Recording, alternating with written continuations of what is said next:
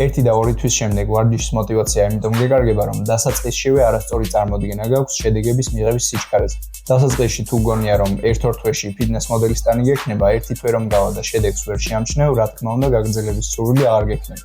ვარჯიშის მთავარი სირთულე ისაა, რომ სერიოზული ცვლილებების დანახვა შეიძლება თვეები დასჭირდეს. თუ ამ დროის განმავლობაში მხოლოდ სარკეში ჩახედვით ზომავ პროგრესს, შეიძლება გეგონოს, რომ შედეგი არ გაქვს და გაგრძელებას აღარ მოგინდებით. ამიტომ мотиваციის შენარჩუნება თუ გინდა სარკეში ჩახედვის მაგივრად ამ სამ რაღაცას მიეწია ყველაფერი. პირველი არის ძალის მომატება. ვარჯიშს 10 კილოგრამს თუ დაამატებ, საკითხავი აღარაა პროგრესი გაქვს თუ არა. მეორე გამეორებების მომატება. ერთი კვირის წინ 10 გამეორებას ძლივს თუ აკეთებდი და ახლა 13-ს თავისუფლად აკეთებ, აშკარად ჩანს, რომ ყველა დარვარჯიშობ. და მესამე წონის ცვლილება. ეს რა თქმა უნდა მიზანზეა დამოკიდებული, მაგრამ მნიშვნელობა არ აქვს იმატებ თუ იკლებ, სწორი მომატებაც და დაკლებაც ნელა ხდება. ამიტომ სანამ სარკეში შეამჩნევ განსხვავებას, პატარა ცვლილებებს სასწორზე უნდა დააკვირდე.